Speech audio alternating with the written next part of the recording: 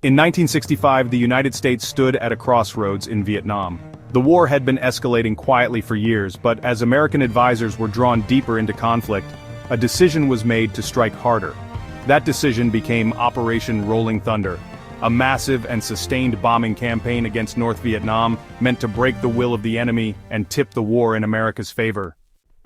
Launched on March 2, 1965, Operation Rolling Thunder began with the roar of jet engines over the jungles and hills of North Vietnam.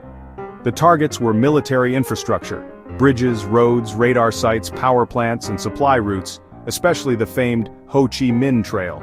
The goal was to cripple North Vietnam's ability to support the Viet Cong insurgency in the south and force Hanoi to abandon its ambitions of reunification by force.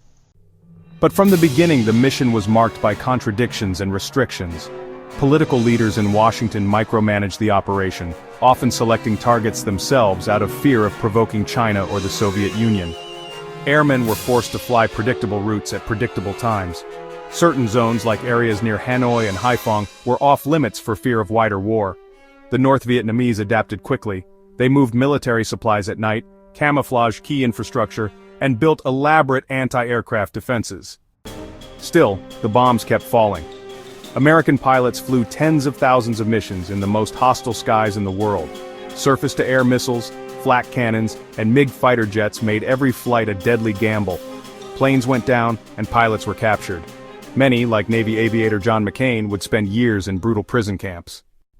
Despite the sheer scale of the bombardment, over 643,000 tons of bombs dropped, Rolling Thunder struggled to achieve its political and military objectives.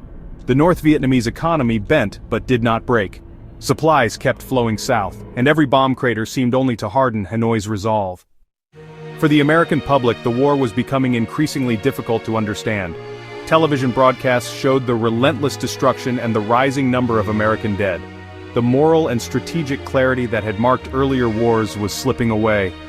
In Vietnam, jungle villages were obliterated, civilian casualties mounted, and while some Americans believed the campaign showed strength, others saw it as a symbol of an unwinnable war being fought the wrong way.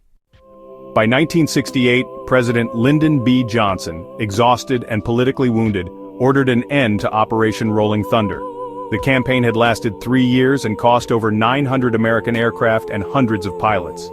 It had failed to break the North's will or to stop the Viet Cong. Instead, it had deepened America's involvement and convinced the leadership in Hanoi that the United States could be resisted. Operation Rolling Thunder became a grim lesson in the limits of air power. It showed that technology and firepower alone could not win a war rooted in ideology, nationalism, and asymmetry.